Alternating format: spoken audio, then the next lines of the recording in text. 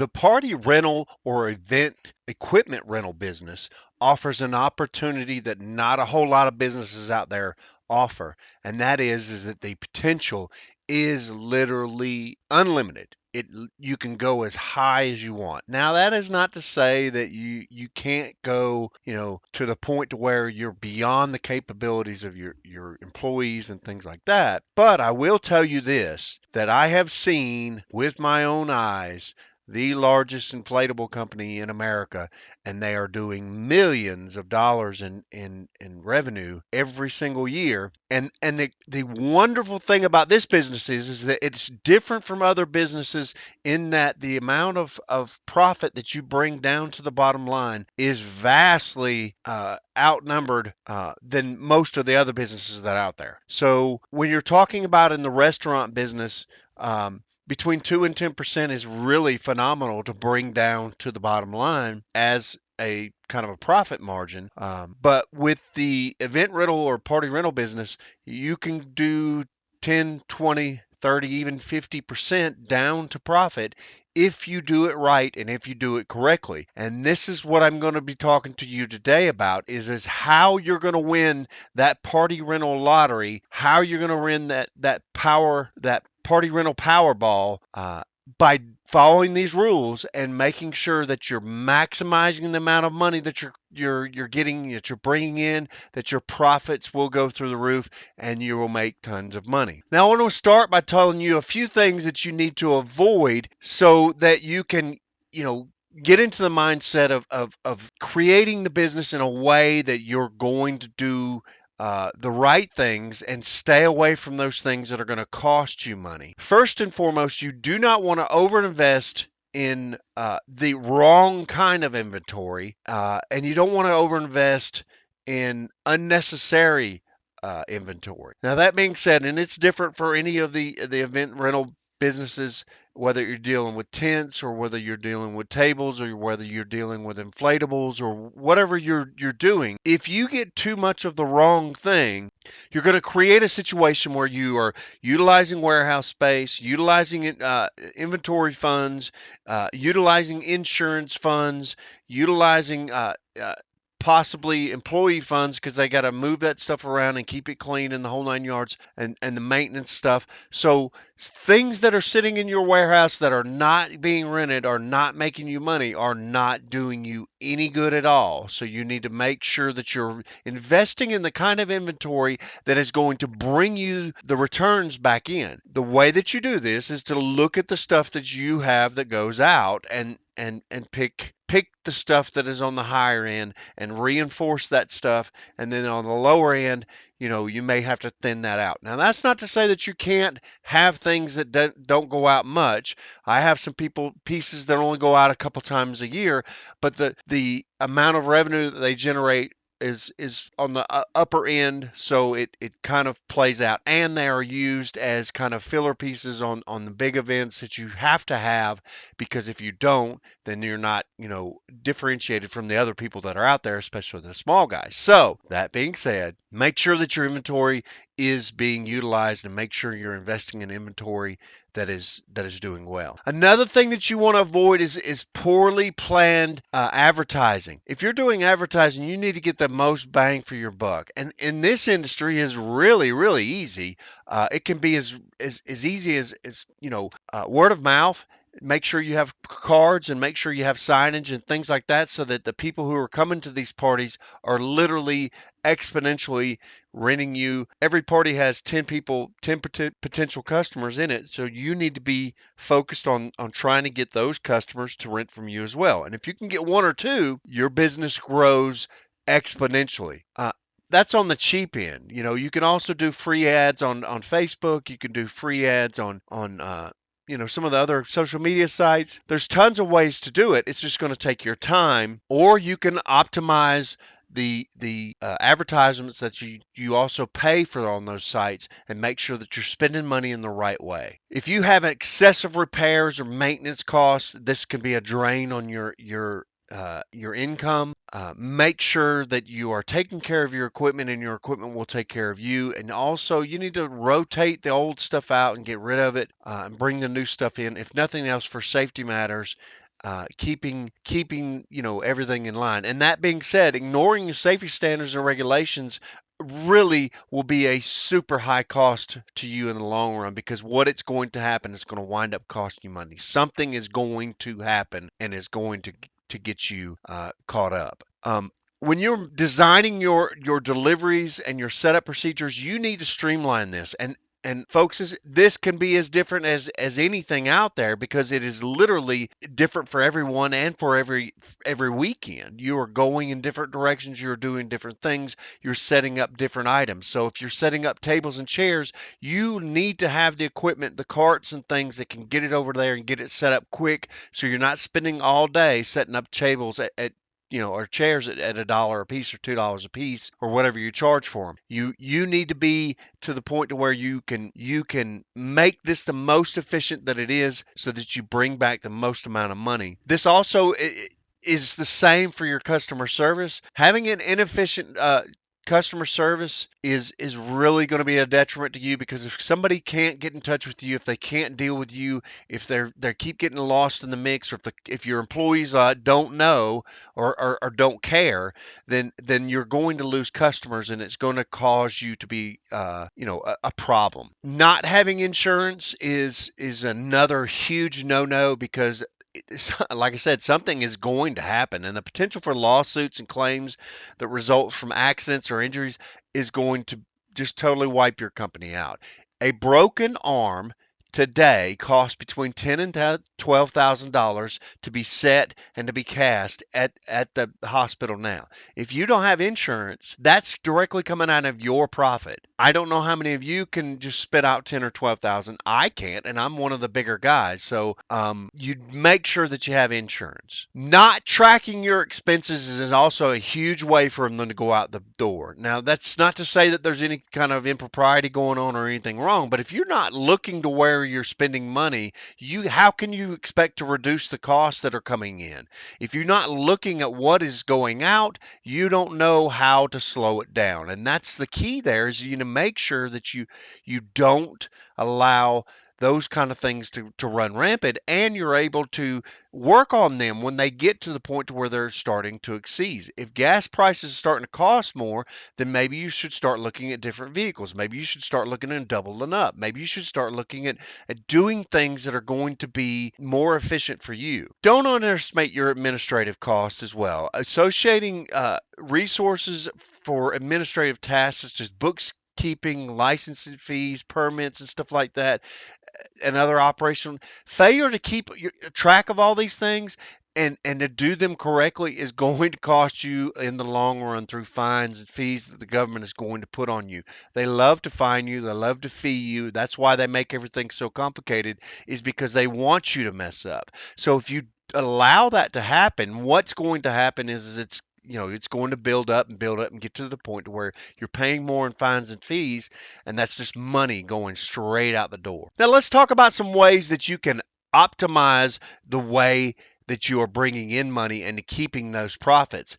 Again, this is how you're going to win the Powerball. This is how you're going to win the lottery in the inflatable or the event rental business, is that you need to make sure that you're keeping track of the money and that you're watching every dime as it comes in and goes, and also you are pushing those things that are making you money. Optimizing your pricing strategy, conducting market research to determine the competitive price for your rentals is huge. If you're charging too much, they're going to go away. If you're charging too little, you're not making enough money. You need to know how much money you need to be charging, and you need to fit right in the middle of there so that you're making money on both ends of that. You don't want to be the high guy. You don't want to be the low guy. You need to minimize your overhead costs. And again, this just goes right back to some of the expenses that are going out there. But if you can be more efficient on what's going out, it's going to save you money, and that's basically money in your pocket. I used to make fun of my guys because they would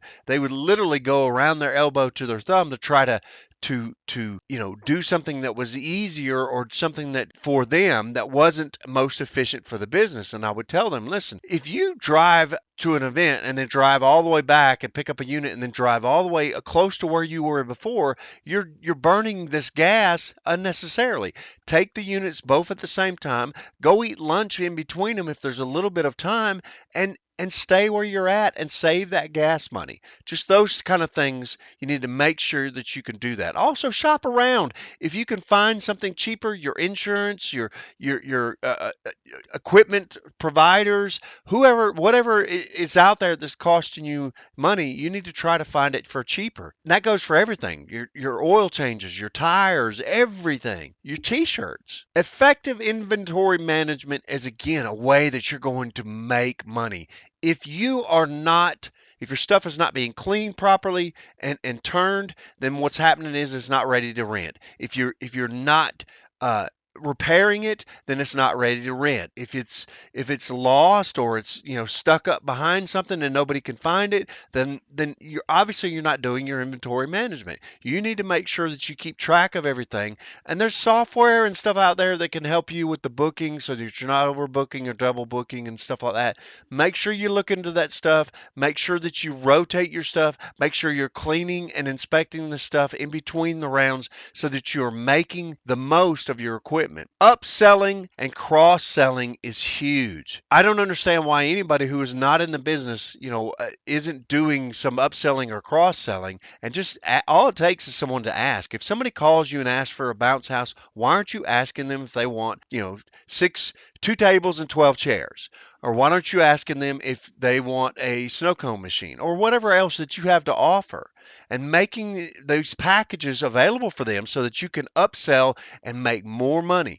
You're not going to sit back and make money off of items that are just sitting in your warehouse. You need to try to move them. Also, run a special. If something is sitting there, try to discount it and see if it'll morph into something that was different. Doing seasonal promotion is my whole business model. That's how I run. I go from holiday to holiday, season to season, and I go from sale to sale. You need to make sure that you're keeping track of your seasonal stuff so that you're pushing the things in the right time at the right order and making the most of what you got. When it's time to do water slides, make sure you got plenty of water slides available and you're doing what you need to do. If your schools are looking for obstacle courses, spring and fall is when you need to make sure you have them out and ready to go. Make sure that you are using these times to promote and put those pictures out there of these items that will make them entice your customers to come in and say, hey, that's what I need for my event. You need to optimize your delivery and setup efficiently. Again, I've kind of touched on this with the tables and chairs, but it goes for everything out there with your lighting, your tents, your bounce houses, everything. If you could do it more efficiently, that's where you're going to make money. Think about it, and you use your brain to figure out the puzzle that is, how do I make this the best way I can make it, the cheapest way that I can make it. When you implement a dynamic pricing and you adjust your pricing so that in the heavy season you go up a little bit and in the off season you go down a bit, what you're doing is you're creating an opportunity to make the most amount of money when your stuff is busy, and also creating an opportunity for your stuff to have a discount. Now, you can't get too crazy with this. It can't be something where it's 50% more during the on season and 50% off in the off season. But I will tell you this. Offering extra days during the off season is a huge way for you to optimize your stuff, and also give them dynamic pricing to where they can get extra days and not have to delve into the price as much as you normally would. So kind of think of those kind of things that you can do to make it better. Get a baker's dozen on your chairs, 13 chairs for the price of 12, or whatever it takes, whatever you're doing, and you'll see those kind of things will make you some money. Keeping your customers is hugely important. Now, we're in an industry where things are kind of crazy. If you do a wedding, you're probably not going to do another wedding for the same people. But when you're talking about schools and churches, you can go literally, and I have gone decades using the same customer for the equipment that you're bringing in. Now, what you need to make sure that you're doing is that, and this is going to be kind of touchy because they're going to get a favorite kind of equipment. So when you buy new equipment, you need to buy equipment that you're replacing the stuff that they like. It needs to be very, very similar because you don't want to get in a situation where you change the equipment and then all of a sudden they're like, I don't like that. And they go with someone else who has some stuff that was more like the stuff that you used to have. Make sure that you are catering to these people, especially if they're big customers and you've been using them for a lot of years, and cultivate them. Make sure you go out of your way to kind of help them. And hey, look, if they're doing 2, 3, 4 events a year, why can't you throw in a small event as well for them that is free? It just takes you a little bit of time, and minimal employees. You do it yourself. You do it with one other your employee. You go and set up a few things that they want. I have a big church that I do, and they do an auction every year. And every year for their auction, I provide them with a couple of bounce houses. Now it's a 4-hour event. It's not very long. It's always in good weather. If it's bad weather, we don't do it. It's 100% free on their side, but they do 5 other events with me throughout the year. I help them make money for their school, and they help me make money for the rest of the year. It's also a huge opportunity for me to sit down and pass out cards to people who are going to the school so that I could do events with them. So there's always a win-win on that. And it's a good way for you to make sure that you're retaining those customers and you're making the most out of it. Finally, and I promise you I won't hold you guys much longer. I appreciate all your time and all your effort. Make sure that you are consistently and continuously improving and innovating. If something new is coming out, you need to be on board with that. You need to go to the shows. You need to go to the events. You need to check all the websites. You need to check with your provider and see if there's new stuff. Don't sit on the same stuff for 40 years. Don't sit on the same stuff and try to push old equipment as new, because I promise you, somebody's going to come along with something that's a lot brighter, a lot shinier, and a lot more relevant towards what's going on. Also, guys, listen, if there's if there's nothing else out there, I will promise you this: the stuff that is coming out newer is easier to set up. If you don't believe me, look at some amusement equipment from 30 years ago. It was all manual. You had to put together everything. Now, if you go out and buy a new piece of amusement equipment, it's all hydraulic. Literally, you sit back and you press buttons. Two men can set up a full-size Ferris wheel because it's designed that way. Now the stuff is more expensive and it has more moving parts, so things can break and the whole 9 yards. But for the first 5, 6, 7, 10 years, you're good. You're in good shape as long as you do proper maintenance on it, and then you move into to other things. So think about that. If there's a tent that's out there that is easier to set up, you need to be looking to get it. If there's chairs that are easier to stack, get those. If there's bounce houses that are lighter and still as strong or still as good, you need to look at that.